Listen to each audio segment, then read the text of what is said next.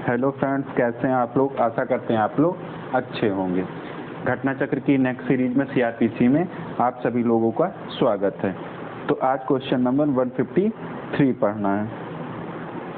153, इसके पहले 152 तक हो गया था। अब देखो क्या कहता है 153, न्यायाधीशों और लोक अभियोजक का अभियोजन में उपबंधित है। किस में है? 179 में, 192 में, 197 में और 297 में। तो 197 में क्या न्यायाधीशों एवं लोक सेवकों का अभियोजन में उपबंधित है। कहाँ उपबंधित है? ये है 197 में। नेक्स्ट क्वेश्चन आ जाओ। क्या कहता है? कहता है डॉक्टर सुब्रमण्यम स्वामी बनाम मनमोहन सिंह के निर्णय में उच्चतम न्यायालय ने दंड प्रक्रिया संहिता और भ्रष्टाचार निवारण अधिनियम 1958 के अधीन गवर्नमेंट सेवकों के अभियोजन के लिए अभियोजन मतलब मुकदमे के लिए अधिकतम कितनी अवधि को स्वीकृति दी है। मतलब गवर्नमेंट ऑफिसर को के खिलाफ जो मुकदमे किए जाएंगे उसको कितने दिन में स्वीकृति देने, मतलब गवर्नमेंट कितने दिन में स्वीकृति देगी? 2 मास, 3 मास, 4 मास और 6 मास। तो कितने? 4 मास के अंदर। ठीक है, इसका देख लेते हैं। सुब्रमण्यम स्वामी बनाम मनमोहन सिंह के निर्णय में माननीय उच्चतम न्यायालय ने दंड प्रक्रिया संहिता और भ्रष्टाचार निवारण अधिनियम 1988 में लोक सेवकों के अभियोजन के लिए अधिकतम 4 मास की अवधि में संस्वीकृति किसको देना पड़ेगा? गवर्नमेंट को। ये कौन? सुब्रमण्यम स्वामी का केस आया था 2012 में। नेक्स्ट क्वेश्चन क्या है कि दंड प्रक्रिया संहिता की किस धारा में विवाह के विरुद्ध अपराध के अभियोजन से संबंध है।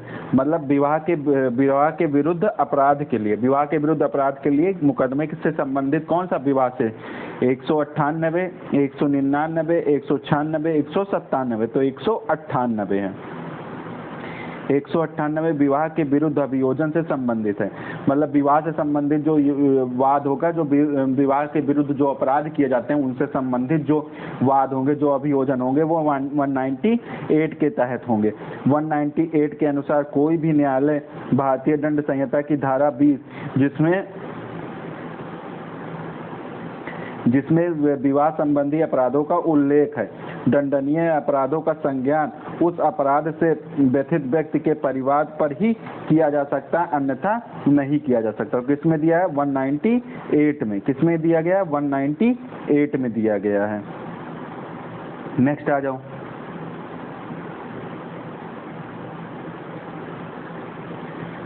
भारतीय दंड संहिता के अध्याय 20 के अंतर्गत दंडनीय किसी अपराध का संज्ञान सामान्यतः निम्नांकित में से किसके द्वारा प्रस्तुत परिवाद पर लिया जाएगा? भारतीय दंड संहिता की धारा 20 के अंतर्गत दंडनीय किसी अपराध का संज्ञान सामान्यतः निम्नांकित में से किसके द्वारा प्रस्तुत परिवाद पर लिया जाएगा? तो पीड़ित द्वारा, पुलिस अधिकारी द्वारा, सामाजिक कार्य में रुचि रखने वाले व्यक्ति द्वारा, उपयुक्त में से कोई भी। तो इसमें कौन सा ऑप्शन हो जाएगा? पीड़ित व्यक्ति द्वारा। ठीक है, नेक्स्ट आ जाओ।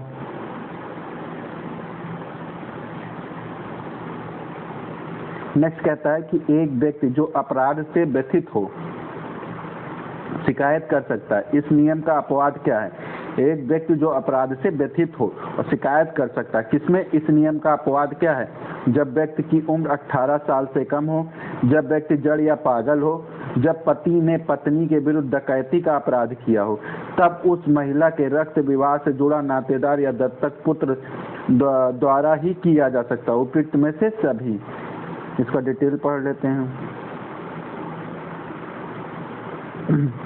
कहता है सामान्य परिस्थितियों में वही व्यक्ति शिकायत या परिवाद दर्ज कर सकता है जो अपराध से व्यथित हो। मतलब अपराध से व्यथित व्यक्ति ही सामान्य रूप से परिवाद कर सकता है या शिकायत दर्ज कर सकता है। परंतु दंड प्रक्रिया की धारा 198 के तहत अगर विवाह के विरुद्ध संबंधी अपराध से संबंधित तो इसका अपवाद है। 198 में जो प्रोसीजर दिया गया है वो क्या है? इसका अपवाद है। पीड़ित व्यक्ति ही नहीं, जिसमें कौन? कोई भी जिसमें अपराध से व्यथित व्यक्ति से भिन्न व्यक्ति भी क्या कर सकता है? की ओर से शिकायत कर सकता है। जहां ऐसे व्यक्ति 18 वर्ष से कम हो और जड़ या पागल हो, या रोग अंग शिथिलता के कारण परिवाद करने में असमर्थ हो, या ऐसी स्त्री जो रूढ़ी या रीतियों के कारण सामने लोगों के नहीं आ सकती है, तथा जहां भारतीय दंड संहिता की धारा 494, 495 के अधीन दंडनीय अपराध से व्यथित व्यक्ति की पत्नी है, तो उसकी तरफ से रक्त संबंधी या विवाह से जुड़े, तो कौन कौन रक्त संबंधी, विवाह से जुड़े या नातेदार आज न्यायालय की इजाजत से शिकायत कर सकते हैं। नेक्स्ट क्वेश्चन आ जाओ। नेक्स्ट क्या कहता है? कहता है कि आईपीसी की धारा 498A के अधीन दंडनीय अपराध का संज्ञान किया जाएगा। कौन संज्ञान लेगा? 498A का संज्ञान पुलिस रिपोर्ट पर, अपराध से व्यथित व्यक्ति द्वारा परिवाद पर, अपराध से व्यथित व्यक्ति के पिता, माता, भाई, बहन के परिवार पर उपयुक्त सभी। तो पुलिस रिपोर्ट पे भी ले सकता है, व्यथित व्यक्ति के परिवार पे भी ले सकता है, अपराध से व्यथित व्यक्ति पिता, माता, भाई, बहन किसी से भी ले सकता है। तो इसमें क्या कहता है? सीआरपीसी 1973 की धारा 198A के अनुसार कोई न्यायालय दंड संहिता की धारा 498A के अधीन दंडनीय अपराध का संज्ञान अपराध को गठित करने वाले तथ्यों की पुलिस रिपोर्ट पर, अन्यथा व्यथित व्यक्ति द्वारा या उसके माता पिता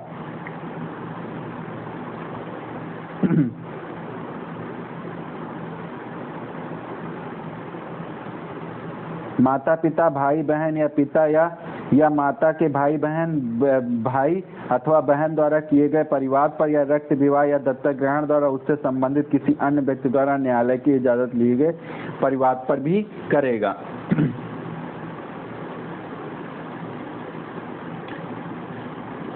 नेक्स्ट क्वेश्चन क्या है?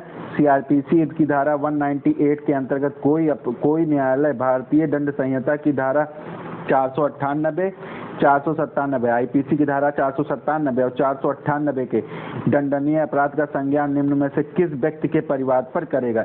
स्त्री का पति, स्त्री का पिता, स्त्री की माता, इनमें से कोई नहीं। तो स्त्री का पति, 497 झारखंड वाले में और 498 स्त्री का पति ही करेगा।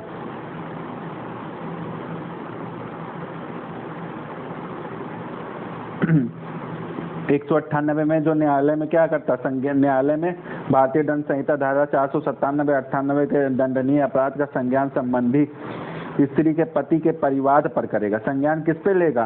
स्त्री के पति के परिवार। मजिस्ट्रेट जो संज्ञान लेगा 198(2) में, वो किससे? 497 और 98 से संबंधित अगर अपराध है तो 198 के 2 के तहत मजिस्ट्रेट संज्ञान लेगा स्त्री के पति के परिवार पर। जोसेफ साइन बनाम भारत संघ 2018 के बाद में 497 को क्या असंवैधानिक घोषित कर दिया। ये इंपॉर्टेंट है, ठीक है। नेक्स्ट आ जाओ।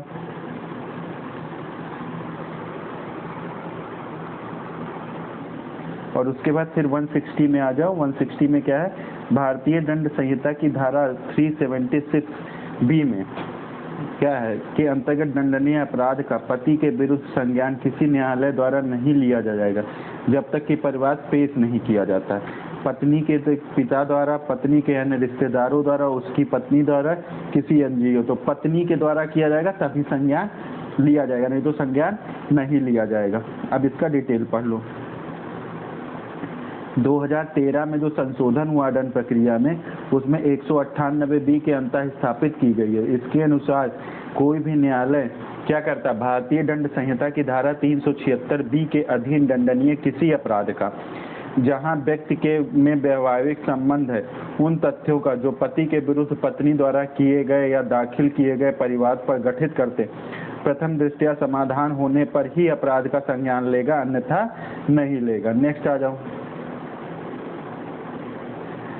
नेक्स्ट क्वेश्चन क्या है कि भारतीय दंड संहिता आईपीसी के अध्याय 21 के अंतर्गत मानहानि अपराध का संज्ञान लिया जाता है। तो उसका संज्ञान कैसे लेगा न्यायालय? पुलिस रिपोर्ट पे लेगा, पीड़ित व्यक्ति द्वारा परिवार पर लेगा, स्वतः न्यायालय द्वारा, उपयुक्त सभी द्वारा। तो पीड़ित व्यक्ति के परिवार पर लेगा संज्ञान, ठीक है। नेक्स्ट आ जाओ।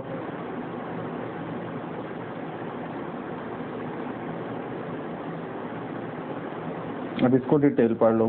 तो कहता है कि दंड प्रक्रिया संहिता की धारा 199 मानहानि के अभियोजन से संबंधित है। किसके?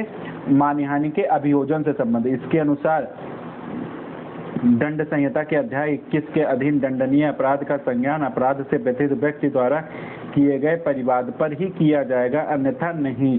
परंतु जहां ऐसे व्यक्ति 18 वर्ष से कम आयु, ये देखो अपवाद हो गया, 18 वर्ष के कम आयु या जड़ या पागल हैं या रोग या अंग शिथिलता के कारण परिवाद करने में असमर्थ हैं या ऐसी स्त्री है जो स्थानीय रूढ़ियों के अनुसार लोगों के सामने आने के लिए विवश नहीं की जानी चाहिए, वहां उसकी ओर से कोई अन्य व्यक्ति न्यायालय की अनुमति से परिवाद कर सकता है। नेक्स्ट आ जाओ,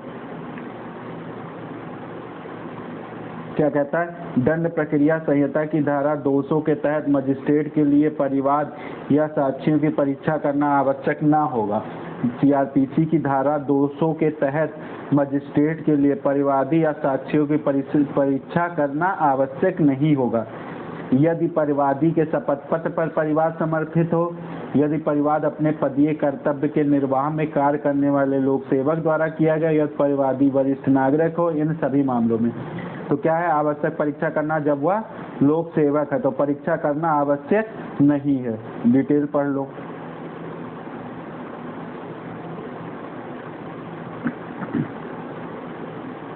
दंड प्रक्रिया संहिता 1973 की धारा 200 के परंतु जो प्रोविजो के अनुसार यदि परिवाद अपने पदीय कर्तव्य के निर्वहन में कार्य करने वाले या कार्य करने का तात्पर्य रखने वाले लोक सेवक द्वारा या न्यायालय द्वारा किया जाता तो मजिस्ट्रेट के लिए परिवादी या साक्ष्यों की परीक्षा करना आवश्यक नहीं। ये इंपॉर्टेंट है, देख लेना, ठीक है। नेक्स्ट आ जाओ। If a complaint in writing is made to magistrate who is not the competent to take cognizance of the offence, he shall dismiss the complaint, he shall punish the complaint, he shall decide the complaint, he shall return if the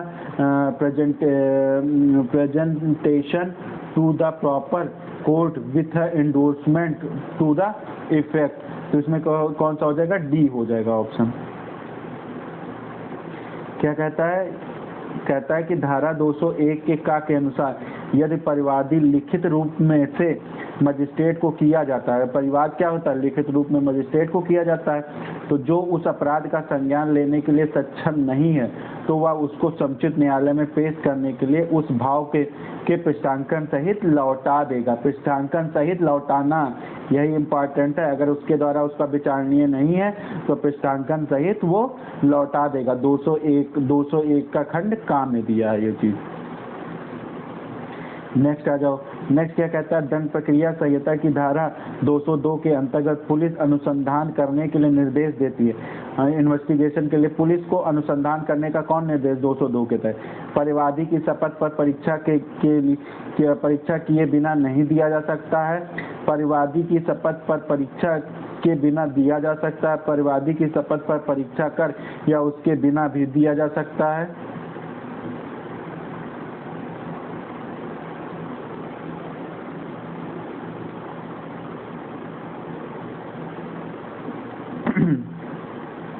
किन्हीं भी परिस्थितियों में नहीं दिया जा सकता है।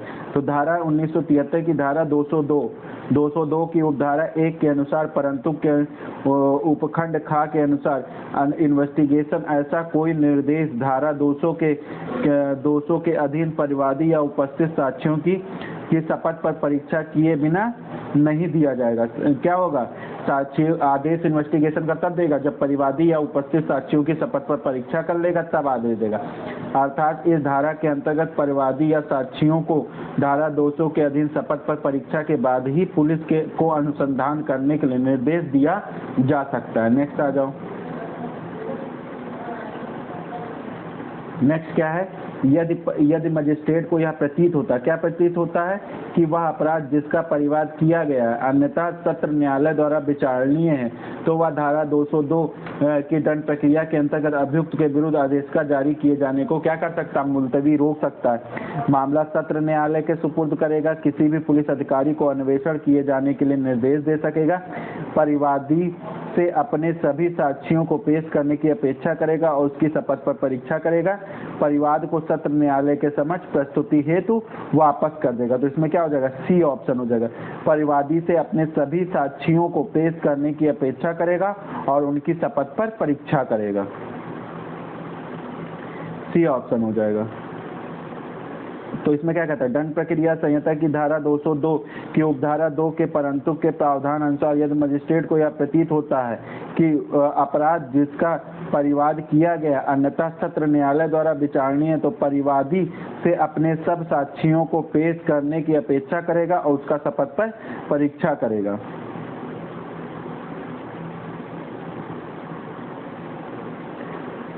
CrPC की निम्नलिखित में से कौन सी धारा में मजिस्ट्रेट परिवाद को खारिज करेगा? धारा 200 में, धारा 201 में, धारा 203 में, उपयुक्त में से कोई नहीं। धारा 203 में दंड प्रक्रिया संहिता 1973 की धारा 203 के अनुसार यदि मजिस्ट्रेट को लगता है कि कार्रवाई को आगे बढ़ाने का कोई पर्याप्त आधार नहीं है तो वह परिवाद को क्या करेगा? खारिज। किसमें करता? 203 में। परिवाद को किस धारा के तहत खारिज किया जाता है? 203 के तहत। परिवाद को किस धारा के तहत खारिज किया जाता है? 203 के तहत। एक परिवाद जांच उपरांत मजिस्ट्रेट द्वारा यह अवधारित करते हुए अभियुक्त की पहचान परिवाद में स्पष्ट नहीं है, खारिज कर दिया जाता है। मजिस्ट्रेट द्वारा पारित आदेश सही है क्योंकि यह आज्ञापक है कि परिवाद में अभियुक्त की पहचान का खुलासा किया जाए। सही है क्योंकि भले ही चाहे जांच अभियुक्त की पहचान का खुलासा हो जाए किंतु परिवाद अभियुक्त की पहचान के लिए पहचान लिखना जरूरी है। नेक्स्ट आ जाओ।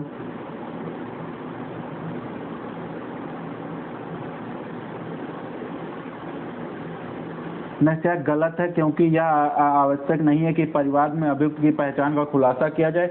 गलत है क्योंकि यह सही नहीं या सही क्योंकि सही तरीका यह होता है कि परिवाद को नामंजूर किया जाना चाहिए। इसमें क्या है? सी ऑप्शन है।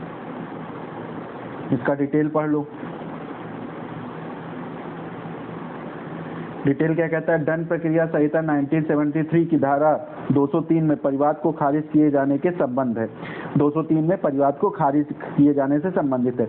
इस धारा के अनुसार यदि परिवादी और साक्षियों के शपथ पर किए गए कथन पर और धारा 202 के अधीन जांच या अन्वेषण के परिणाम पर विचार करने के पश्चात, तो क्या क्या चीज करने पर? परिवादी और साक्षियों को शपथ पर क्या करना? शपथ पर जो कथन किया उसको देखेगा और 202 के अधीन का जांच और अन्वेषण के परिणाम को देखेगा। पश्चात मजिस्ट्रेट कार्रवाई का प्राप्त आधार नहीं बनता है तो वह क्या करेगा? परिवाद को खारिज कर देगा। यहाँ पर कहीं भी परिवाद में अभियुक्त के पहचान की खुलासे को अज्ञापक नहीं बताया गया। नेक्स्ट आ जाओ। उन तथ्यों उन फैक्टों पर आधारित द्वितीय परिवाद ग्रहण किया जा सकता है जबकि पूर्व आदेश पारित हुआ हो। अपूर्ण रिकॉर्ड के आधार पर परिवाद की प्रकृति के संबंध में भ्रम के आधार पर आदेशिका शुल्क प्रस्तुति करने के कारण धारा 202 के अंतर्गत की गई जांच के आधार पर, तो क्या होगा? आदेशिका शुल्क प्रस्तुत नहीं करने के कारण पर। सी ऑप्शन हो जाएगा। ये केस खूब पूछता। प्रमथनाथ बनाम तालुकदार बनाम सरोज रंजन सरकार वाला केस खूब इंपॉर्टेंट है। 1962 का द्वितीय परिवाद किए जाने की अपवादिक परिस्थितियां। कब आप द्वितीय परिवाद कर सकते हो, इसकी कुछ अपवादिक स्थितियां बताई गई हैं। किसमें? प्रमथनाथ तालुकदार बनाम सरोज रंजन सरकार में, जहां परिवाद का खारिज अपूर्ण अभिलेख पर हो, मतलब जहां अभिलेख ही पूर्ण नहीं था इस पे खारिज कर दिया। जहां परिवाद खारिज परिवाद की प्रकृति को गलत समझने के कारण या अनुचित खारिज कर दिया गया हो। जहां पूर्ववर्ती परिवाद में सम्यक सतर्कता के बावजूद नूतन तथ्यों के अभिलेख को पेश नहीं किया जा सका था। नेक्स्ट आ जाओ। किस वाद में यह निर्धारित हुआ है कि अभियुक्त के विरुद्ध आरोप विरचित करने या संज्ञान लेने के समय अभियुक्त को कोई दस्तावेज प्रस्तुत करने का अधिकार नहीं है? किस वाद में यह निर्धारित हुआ कि अभियुक्त के विरुद्ध आरोप विरचित, आरोप बन गया, आरोप का निर्माण हो गया, या संज्ञान लेने के समय, संज्ञान जब मजिस्ट्रेट ले रहा है तो क्या लेने के समय अभियुक्त को कोई दस्तावेज प्रस्तुत करने का अधिकार नहीं है? किस केस में कहा गया? अनिल रायल बनाम बिहार राज्य, उड़ीसा राज्य बनाम देवेंद्र नाथ पहाड़ी, बनी बनाम उत्तर प्रदेश, प्रताप सिंह बनाम झारखंड राज्य। तो ये क्या है? इसमें ऑप्शन हो जाएगा आपका उड़ीसा बनाम देवेंद्र नाथ पहाड़ी का केस है। ये 2007 एपीओ का क्वेश्चन था। इसको डिटेल में सही से पढ़ लो। क्या कहता है? उड़ीसा राज्य बनाम देवेंद्र नाथ पहाड़ी के बाद में अब निर्धारित किया गया, क्या किया हुआ कि अभियुक्त के विरुद्ध आरोप विरचित करना या संज्ञान में लेने के समय अभियुक्त का कोई दस्तावेज प्रस्तुत करने का अधिकार नहीं है। नेक्स्ट आ जाओ।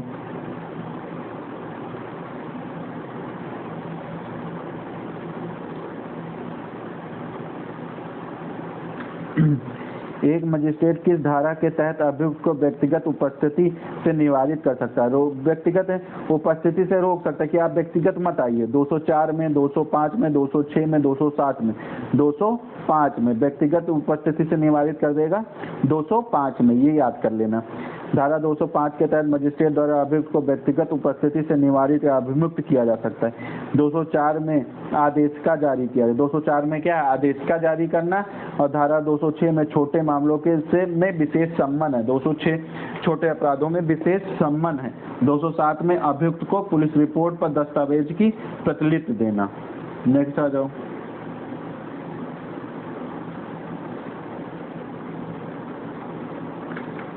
प्रत्येक दंडिक मामलों में मजिस्ट्रेट द्वारा अभियुक्त को दोषी करार करने के बाद दंडादेश से पूर्व अभियुक्त की सुनवाई आवश्यक है।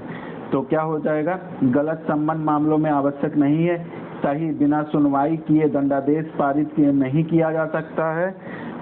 केवल सजा वारंट भेजने के पहले आवश्यक है, किसी भी मामले में आवश्यक नहीं है। तो गलत है, सम्मन मामलों में आवश्यक नहीं है। अब इसका डिटेल पढ़ लो। क्या कहता है? दंड प्रक्रिया संहिता 1973 में सत्र विचारण और वारंट विचारण में क्या होता है? दोषी करार देने के बाद दंडादेश से पूर्व अभियुक्त की सुनवाई आवश्यक है, लेकिन सम्मन मामलों में सुनवाई आवश्यक नहीं है। 206 और 253। दंड प्रक्रिया 206 के अंतर्गत छोटे मामलों में जुर्माना अधिकतम 100 रुपया, 500 रुपया, 1000, 2000। तो 1000 रुपया मोस्ट इम्पॉर्टेंट, खूब पूछता है भाई ये क्वेश्चन, इसको देख लेना। अब ये बढ़ा भी दिया गया। 206 के अंतर्गत पहले क्या अपराधों के लिए अधिकतम जुर्माना 1000 रुपया था। दंड प्रक्रिया संहिता 2005 के पूर्व यह राशि 100 रुपये थी, किंतु 2005 में संशोधन करके इसको 1000। तो ये भी पूछ सकता, पहले कितना था? 100 था, फिर 100 के आगे 0 बढ़ा दिया गया, 1000 कर दिया गया। किंतु इसके अंतर्गत ऐसा अपराध नहीं है जो मोटर यान अधिनियम 1939 के अधीन किसी अन्य ऐसे विधि के अधीन जिसमें दोषी होने के अभियोग पर अभियुक्त की अनुपस्थिति में उसको दोषी सिद्ध करने के लिए उपबंध है, इस प्रकार दंडनीय है। नेक्स्ट क्वेश्चन आ जाओ।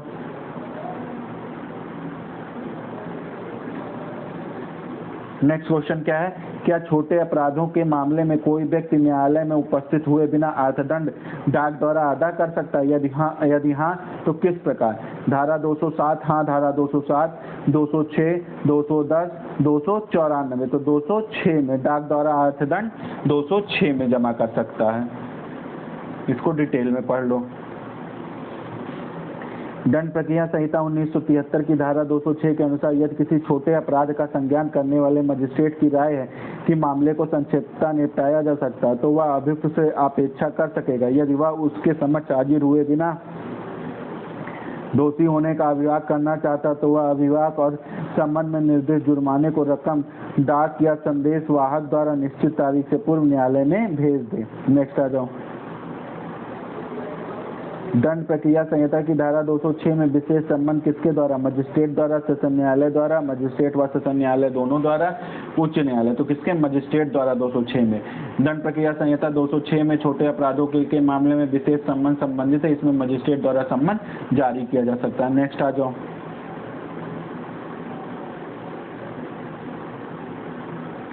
दंड प्रक्रिया संहिता 1973 में निम्नलिखित धाराओं में से किस धारा के अधीन अभियुक्त को मजिस्ट्रेट द्वारा पुलिस रिपोर्ट तथा अन्य दस्तावेजों की प्रतिलिपि प्रदान करना? किसको? अभियुक्त को प्रतिलिपि फोटोकॉपी किसकी प्रतिलिपि किसकी देनी होगी? अभियुक्त को। कौन देगा? पुलिस देगी। पुलिस रिपोर्ट पे पुलिस रिपोर्ट तथा अन्य दस्तावेजों की प्रतिलिपि दी जाएगी, 207 में दी जाएगी।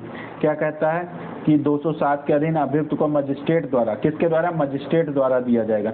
मजिस्ट्रेट द्वारा पुलिस रिपोर्ट तथा अन्य दस्तावेजों की प्रतिलिपि प्रदान की जाएगी।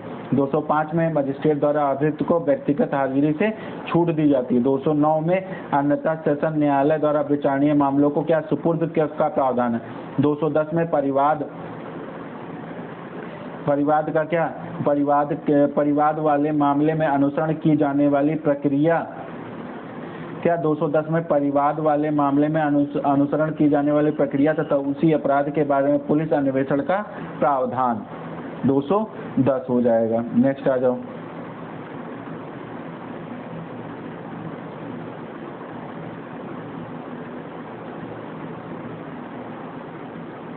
क्या कहता है, धारा 207 208 दंड प्रक्रिया संहिता में अभियुक्त की प्रतिलिपि प्रदान की जाती है। इसको थोड़ा बड़ा कर लेते हैं।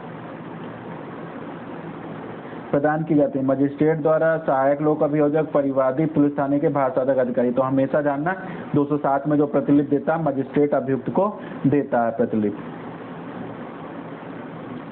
क्या कहता है, दंड प्रक्रिया संहिता 1973 की धारा 207 208 के अंतर्गत अभियुक्त मजिस्ट्रेट द्वारा प्रतिलिपि प्रदान की जाती है। धारा 207 में अभियुक्त को पुलिस रिपोर्ट तथा अन्य दस्तावेजों की प्रतिलिपि देने के बारे में प्रावधान है। धारा 208 में सत्र न्यायालय द्वारा विचारणीय अन्य मामलों में अभियुक्त को कथनों और दस्तावेजों की प्रतिलिपि देने का प्रावधान है। नेक्स्ट क्वेश्चन आ जाओ। क्या कहता है, धारा 209 दंड प्रक्रिया संहिता के अधीन निम्न में से प्रकरण मजिस्ट्रेट द्वारा सेशन न्यायालय को मामले को सुपुर्द किए जा सकते हैं यदि मजिस्ट्रेट को यह प्रतीत होता है कि अपराध अन्यथा सेशन न्यायालय द्वारा विचारणीय है। पुलिस रिपोर्ट के आधार पर संस्थित मामले, पुलिस रिपोर्ट से भिन्न आधार पर संस्थित मामले, पुलिस रिपोर्ट के आधार पर संस्थित मामले और पुलिस रिपोर्ट से भिन्न आधार पर संस्थित मामले दोनों, इनमें से कोई नहीं। तो इसमें सी ऑप्शन सही हो जाएगा।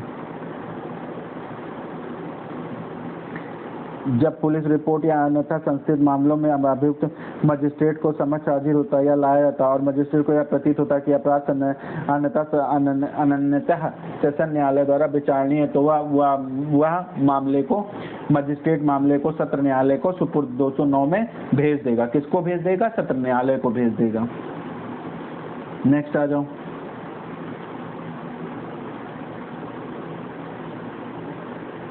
क्या कहता है, यदि एक या अधिक अपराध मजिस्ट्रेट द्वारा विचारणीय हो और केवल सेशन विचार के विभाग के तहत आता हो तब यह किस अदालत में विचारणीय हो? पृथक करते हुए मजिस्ट्रेट और सेशन अदालत द्वारा अलग अलग, मेट्रोपॉलिटन मजिस्ट्रेट, मुख्य विचार विभागीय मजिस्ट्रेट, जो भी मामला हो सेशन अदालत द्वारा, एसडीएम द्वारा जिसको अग्रेसित किया गया तो किसके? सेशन अदालत द्वारा होगा।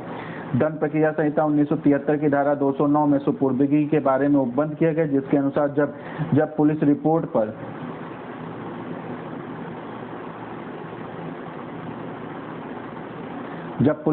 अन्यथा संस्थित किसी मामले में अभियुक्त मजिस्ट्रेट के समक्ष हाजिर होता है या लाया जाता है और मजिस्ट्रेट को यह प्रतीत होता है कि अपराध अन्यथा सेशन न्यायालय द्वारा विचारणीय है तो यथा स्थिति धारा 207 208 के उपबंधों का अनुपालन करने के पश्चात मामला सेशन न्यायालय को सुपुर्द करेगा और जमानत से संबंधित इस संहिता के उपबंधों के अधीन रहते हुए अभियुक्त व्यक्ति की अभिरक्षा में तब तक के लिए प्रति प्रेषित करेगा जब तक सुपुर्दगी नहीं की जाती है।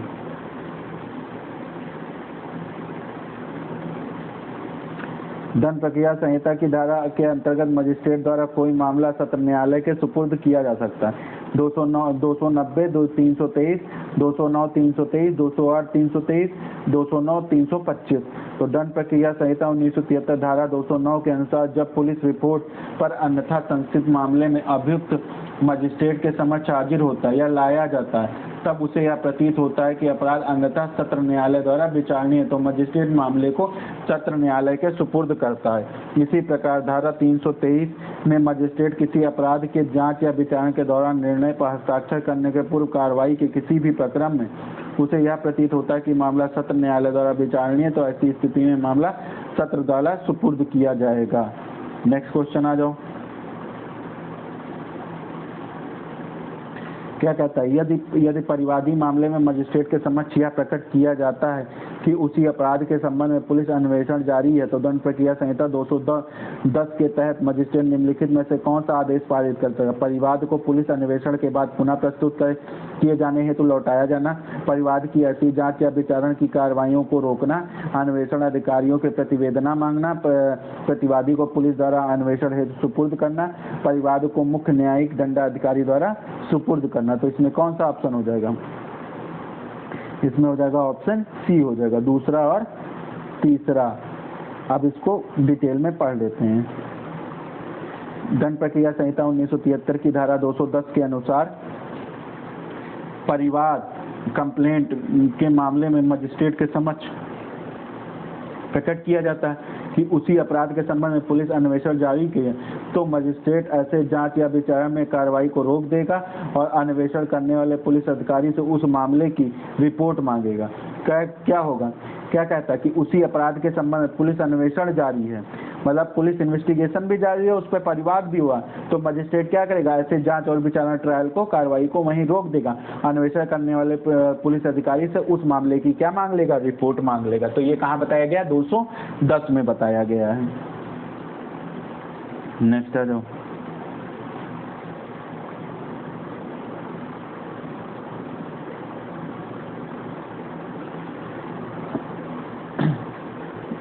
किसी परिवाद में पुलिस रिपोर्ट के साथ मर्ज के मामले में विचारण हेतु जिस प्रक्रिया का अनुसरण किया जाएगा वह परिवाद वाले मामले का पुलिस रिपोर्ट पर संस्थित मामले का विचारण के दौरान सुविधाजनक दोनों जैसा मजिस्ट्रेट द्वारा निर्दिष्ट समझे पुलिस रिपोर्ट पर संस्थित मामला समझा जाएगा।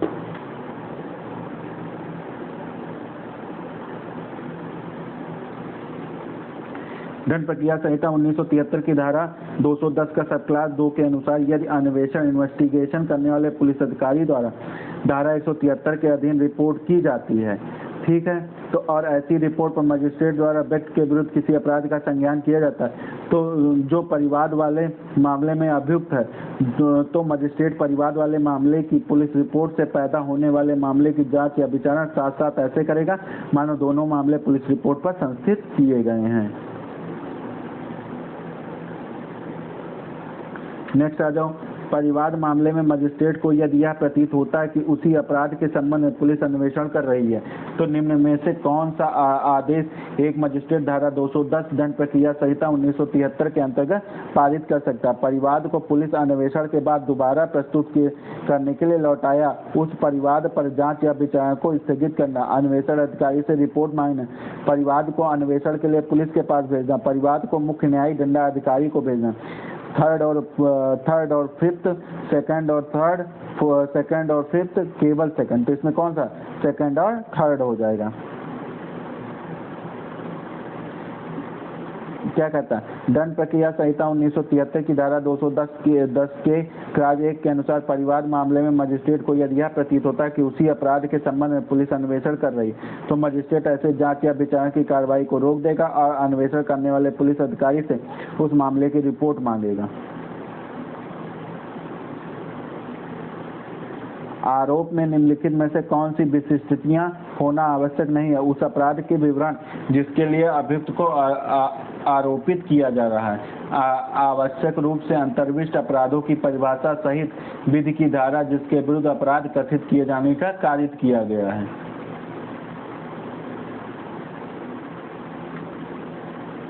और क्या अब कथित अपराध के समय और स्थान की विशिष्टियां, जिस रीति से अपराध कारित किया गया उसकी विशिष्टियां, तो बी ऑप्शन जिसमें बताया गया है कि धारावार अभी लिखा जाएगा तो वो सब नहीं लिखा जाता, ठीक है। इसमें क्या है, धारा 211 के अनुसार उस अपराध का विचारण के विवरण दिया जाना चाहिए जिसके लिए अभियुक्त को आरोपित किया जा रहा है। धारा 212 के अनुसार आरोप में अब कथित अपराधों का समय और स्थान की विशिष्टियां दी जाती, समय और स्थान की विशिष्टियों के बारे में, समय किस समय हुआ, किस स्थान पे हुआ, इसके बारे में आरोप पत्र में बताना चाहिए। 213 में आरोप की अपराध की रीति का उल्लेख किया जाना चाहिए। नेक्स्ट आ जाओ। दंड प्रक्रिया संहिता 1973 के अंतर्गत एक आरोप को लिखा जाएगा उस भाषा में जिसमें अभियुक्त समझता, उस भाषा में जिसे साक्षी समझता, न्यायालय की भाषा में, हिंदी में, न्यायालय की भाषा में। संहिता की धारा 211 के अंतर्गत आरोप की अंतर्वस्तु का उल्लेख करती है। 211 के क्लास 6 के अनुसार आरोप न्यायालय की भाषा न्यायालय की भाषा में लिखा जाएगा। क्या है, एक आपराधिक कार्रवाई का आरोप विरचित किया जाता है, एक आपराधिक कार्रवाई में आरोप विरचित किया जाता है पुलिस द्वारा, न्यायालय द्वारा, परिवादी द्वारा, कार्यपालक मजिस्ट्रेट द्वारा। किसके द्वारा किया जाता है, न्यायालय द्वारा किया जाता है। एक आपराधिक कार्रवाई में आरोप न्यायालय द्वारा विरचित किया जाता है। आपराधिक न्याय प्रशासन में आरोप का एक महत्वपूर्ण स्थान है। आरोप ही न्यायिक प्रक्रिया को सक्रिय और गतिमान बनाता है। आरोप का मुख्य उद्देश्य अभियुक्त पर अपराध का दोष लगाना है। इसके आधार पर ही अभियुक्त अपनी प्रतिरक्षा का तर्क प्रस्तुत करता है। न्यायालय दंडादेश देने के पूर्व किसी भी समय आरोप में परिवर्तन या परिवर्धन कर सकता है। नेक्स्ट क्वेश्चन आ जाओ। आरोप के संदर्भ में कौन सा कथन सही है? दंड प्रक्रिया संहिता 1973 की धारा आरोप में के अधीन प्रत्येक आरोप में उस कथन का होता है जिसका अभियुक्त पर आरोप हो। यदि एक ही समव्यवहार के क्रम में एक से अधिक अपराध एक ही व्यक्ति द्वारा किए गए हों तो ऐसे प्रत्येक अपराधों के लिए एक ही विचारण में उस पर आरोप लगाया जा सकता है।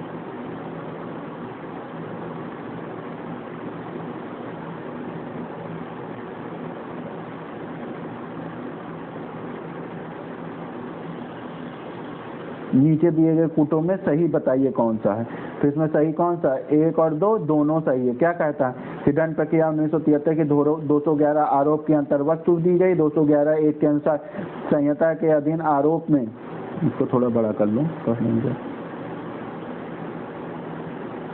कथन होता है जिसका अभियुक्त पर आरोप हो सकता है। संहिता की धारा 220 में एक से अधिक अपराधों का विचारण के लिए प्रावधान करती है। 220 में, ठीक है।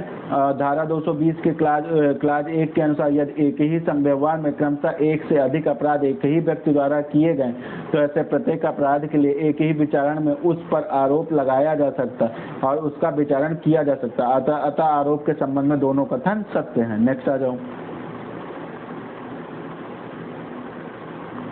निम्नलिखित में से कौन सा कथन सत्य है? आ पर बा के साथ कुछ कथित समय पर, निर्धारित समय पर और कथित स्थान, निर्धारित स्थान पर छल करने का अभियोग है। छल किया गया, निश्चित समय निश्चित स्थान पर यहाँ पे छल किया गया।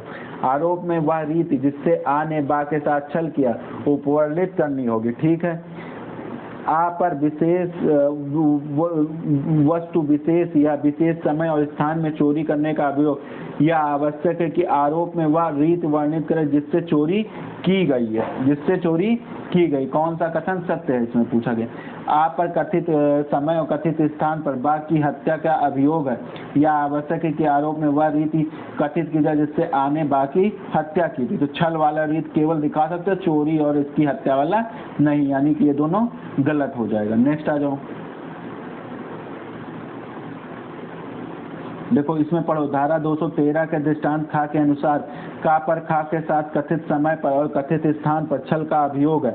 आरोप में यह रीति जिससे का ने खा के साथ छल किया उपवर्णित करनी होगी। अतः कथन ए सत्य है किंतु बी धारा 213 के दृष्टांत का के अनुसार कथन सी 213 के दृष्टांत दा के अनुसार सत्य नहीं है, क्योंकि कथन बी और सी में आरोपों की रीत का कथन करना आवश्यक नहीं है। नेक्स्ट आ जाओ। निम्न में से किस परिस्थितियों में आरोप में अपेक्षित विशिष्टियां गलती का प्रभाव तात्विक माना गया है? जब सह अभियुक्त की मृत्यु हो जाए, जबकि अभियुक्त उस गलती के भुलावे में पड़ जाए, जबकि कोई महत्वपूर्ण साक्षी पक्षद्रोही हो जाए, जब अभियुक्त को फरार घोषित किया जाए। तो इसमें क्या है? जब अभियुक्त उस गलती के भुलावे में पड़ जाए। नेक्स्ट आ जाओ।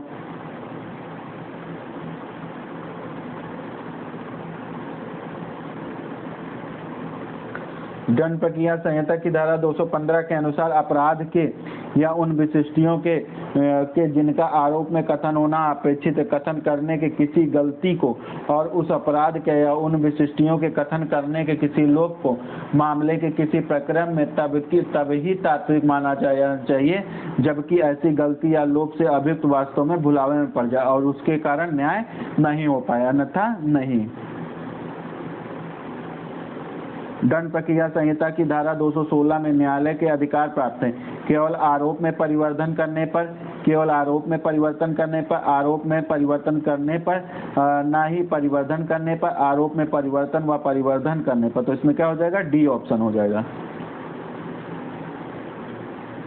दंड प्रक्रिया संहिता की 1973 216 के 1 के अनुसार न्यायालय निर्णय सुनाए जाने के पूर्व किसी भी समय आरोप में परिवर्तन या परिवर्धन कर सकता है। कहाँ बताया गया? 216 के क्लास 1 में बताया गया। नेक्स्ट क्वेश्चन आ जाओ। क्या बताया? न्यायालय द्वारा किसी भी आरोप को परिवर्तित करने की शक्ति दंड प्रक्रिया संहिता की धारा 216, 217, 218, 219, 216 में, परिवर्तन और परिवर्धन 216 में बताया गया है। फिर नेक्स्ट आ जाओ।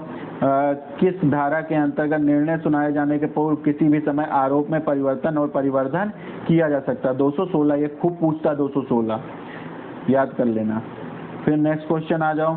क्या कहता है, निम्नलिखित संयोजनों में कौन सा सही सम्मिलित नहीं है। आरोप की अंतर्वस्तु 211 में, जबकि जब आरोप परिवर्तित किया गया तब साक्षियों को पुनः बुलाया जाएगा। 216 में, एक से अधिक अपराधों के लिए विचारण। 220 में, जिन व्यक्तियों पर संयुक्त रूप से आरोप लगाया गया। 223 में, तो इसमें कौन सा ऑप्शन सम्मिलित नहीं है?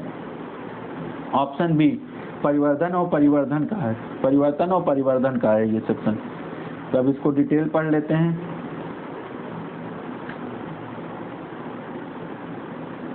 डिटेल क्या कहता है, दंड प्रक्रिया संहिता धारा 16 के न्यायालय निर्णय सुनाए जाने के पूर्व किसी भी समय आरोप में परिवर्तन और परिवर्धन कर सकता के बारे में बताया गया। जबकि 217 में आरोप परिवर्तित किया जाता जब साक्षियों को पुनः बुलाया जाने का प्रावधान किया गया। नेक्स्ट आ जाओ। का पर एक बार चोरी और दूसरी बार घोर उपाधि का आरोप है। अब का पर चोरी करने का और घोर उपाधि करने का आरोप अलग अलग लगेगा। का पर चोरी और घोर उपाधि के आरोप को एक साथ लगेंगे। का चोरी और घोर उपाधि करने का विचारण एक साथ होगा। का पर चोरी और घोर उपाधि के आरोप को एक साथ लगेंगे परंतु विचारण अलग अलग होगा। तो इसमें क्या हो जाएगा? ए ऑप्शन हो जाएगा। क्या कहते? ए ऑप्शन हो जाएगा। अब इसका डिटेल पढ़ लो। दंड प्रक्रिया संहिता धारा 218 के अनुसार प्रत्येक विभिन्न अपराधों के लिए पृथक आरोप होगा और प्रत्येक आरोप का विचारण पृथक पृथक किया जाएगा। नेक्स्ट आ जाओ।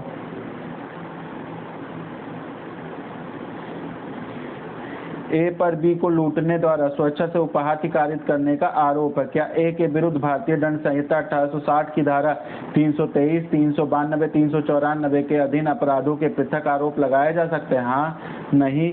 सत्र न्यायालय की पूर्व अनुमति से न्यायालय के विवेक पर निर्भर करता है। संहिता की धारा 218 के अनुसार विभिन्न अपराधों के लिए पृथक आरोप होगा और प्रत्येक आरोप का विचारण पृथक किया जाएगा, परंतु प्रस्तुत उदाहरण में दो विभिन्न अपराधों को लूट तथा स्वेच्छा से उपाधि कारित करने का पृथकता आरोप लगाया जा सकता है। नेक्स्ट आ जाओ। 12 महीने के अंदर एक ही प्रकार के अपराधों के लिए अभियुक्त को दंड प्रक्रिया संहिता के प्रयोजन के अनुसार एक साथ आरोपी बनाया जा सकता है। 3, 2, 5, 4। तो कैसे? 3।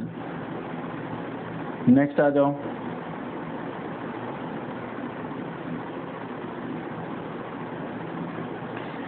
दो 219 के उपधारा 1 के अनुसार जब किसी भी व्यक्ति पर एक ही किस्म के ऐसे एक से अधिक अपराधों का प्रयोग हो तो उन अपराधों में से पहले अपराध से लेकर अंतिम अपराध तक 12 मास के अंतर्गत किए गए, चाहे वह एक ही व्यक्ति के बारे में किए गए हों या नहीं, तब तक उन पर 3 से अधिक कितने ही अपराध के लिए एक ही विचारण में आरोप लगाया जा सकता है और विचारण किया जा सकता है। दंड प्रक्रिया संहिता के अंतर्गत एक व्यक्ति पर एक ही प्रकार के एक से अधिक अपराधों का अभियोग जो कि 12 माह की अवधि में किए गए, चाहे वे एक ही अभियुक्त के बारे में हो या नहीं, इनमें से कितने अपराधों को एक ही विचारण में आरोप लगाया गया विचारण किया जा सकता। 2, 5, 4 और 3 ये हो जाएगा ऑप्शन डी हो जाएगा।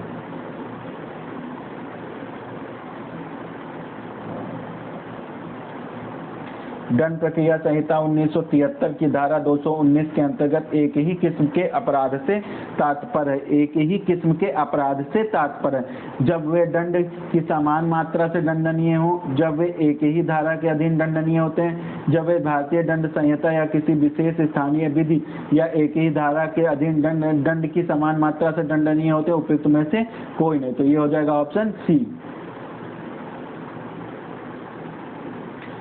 दंड पर सीआरपीसी 219 की उपधारा 2 के अनुसार अपराध एक ही किस्म के तब होते हैं जब वे भारतीय दंड संहिता की धारा 1807 या किसी विशेष या स्थानीय विधि की एक ही धारा के अधीन दंड के समान मात्रा में दंडनीय हो। नेक्स्ट आ जाओ। प्रत्येक विभिन्न अपराधों के लिए जिसका किसी व्यक्ति पर आरोप पृथक आरोप है, इसका नियम का अपवाद दंड प्रक्रिया संहिता 219, 220 से 22 और 22, 219, 20, 22, 219, 20, 21, 22, 23 में, तो डी में दिया गया। विभिन्न अपराधों के लिए जिसका किसी व्यक्ति पर आरोप पृथक आरोप होगा, इस नियम का अपवाद है धारा 219, 220, 221, 223। ये कहाँ बताएगा? 218 के क्लास 2 में बताएगा। नेक्स्ट आ जाओ।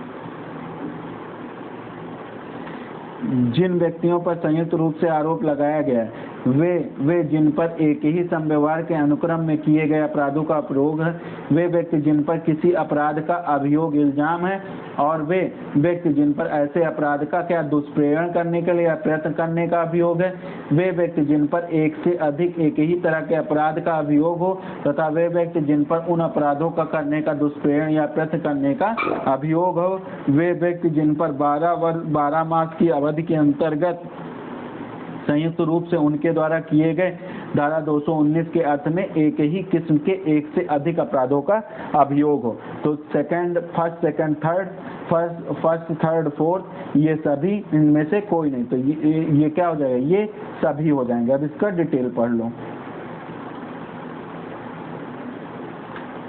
दंड प्रक्रिया संहिता 1973 219 एवं 220 में संयुक्त रूप से आरोपों के बारे में प्रावधान किए गए। धारा 219 एक ही वर्ष में किए गए किस्म के 3 अपराधों का आरोप एक साथ लगाए जाने के बारे में बताती है।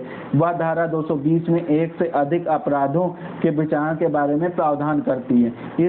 इस प्रकार सभी विकल्प में संयुक्त रूप से आरोप लगाया जा सकता है। अब आ जाओ आप नेक्स्ट क्वेश्चन पे।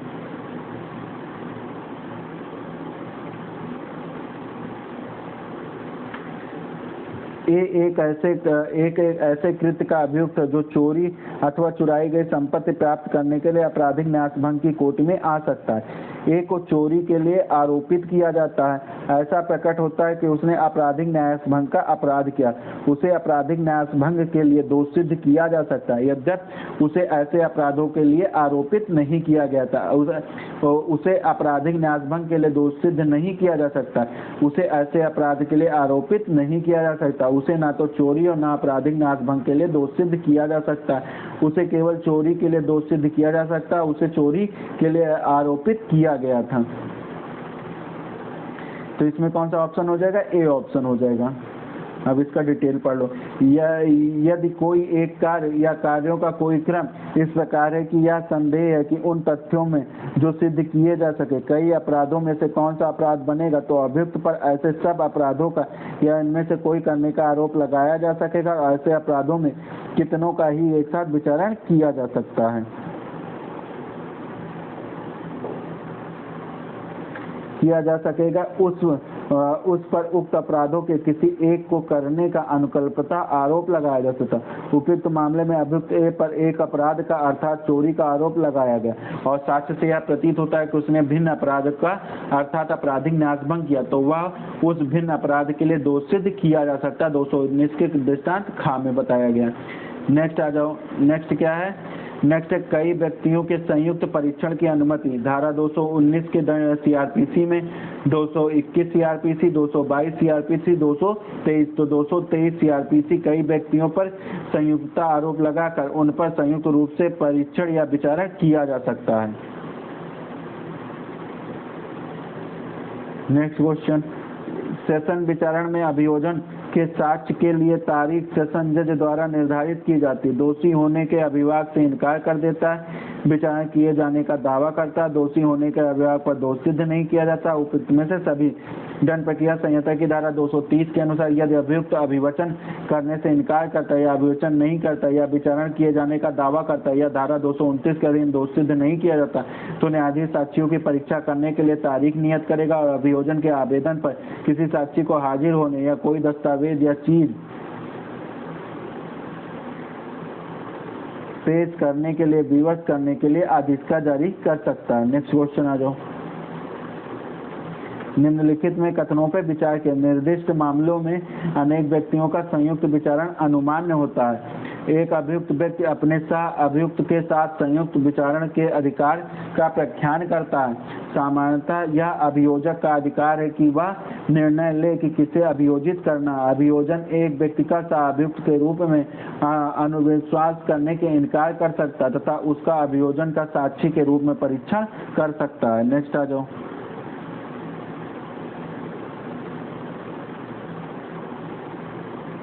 इसमें क्या पहला, तीसरा और चौथा सही हो जाएंगे। नेक्स्ट हो जाओ।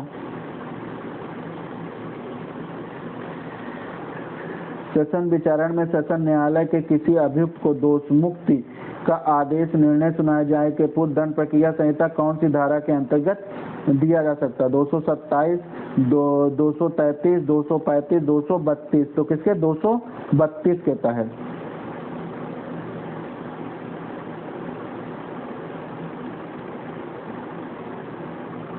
225 से 237 तक अभियोजन सत्र न्यायालय में विचारण का वो साक्ष्य लेने के लिए अभियुक्त की परीक्षा और अभियोजन को बिंदुओं की प्रतीक्षा सुनाने के पश्चात न्यायाधीश का यह विचार है कि इस बात का साक्ष्य नहीं है कि अभियुक्त ने अपराध किया तो न्यायाधीश उसे दोष मुक्त का आदेश दे देगा। फिर उसके बाद नेक्स्ट आ जाओ।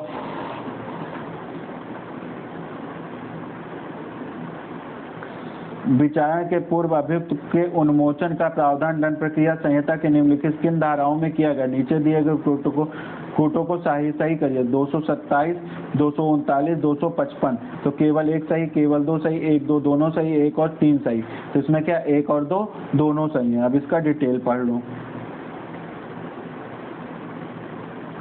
दंड प्रक्रिया संहिता की धारा 227 क्या तथा धारा 239 संबंधित उन्मोचन से संबंधित। 227 और 239 उन्मोचन से संबंधित। 227 और 239 के अनुसार दंड प्रक्रिया संहिता धारा 173 पुलिस रिपोर्ट के साथ भेजे गए दस्तावेज, अन्य अभिलेख तथा दस्तावेजों पर विचार करने पर तथा अभियुक्त को अभियोजन के निवेदन की सुनवाई और अभियुक्त अन्य कोई परीक्षा करने के पश्चात न्यायालय यह समझता है कि अभियुक्त के विरुद्ध कार्रवाई करने का प्राप्त साक्ष्य का आधार नहीं है तो वह अभियुक्त को उन्मोचित करेगा और ऐसा करने के कारणों को लेखबद्ध करेगा और उन्मोचन दोष सिद्ध के पूर्व ही किया जाएगा।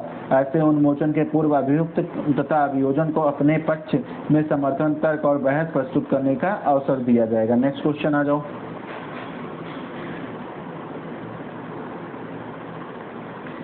सीआरपीसी की निम्न धाराओं में से किन में सत्र न्यायालय के समक्ष विचारण की प्रक्रिया 225 से 237 डी हो जाएगा।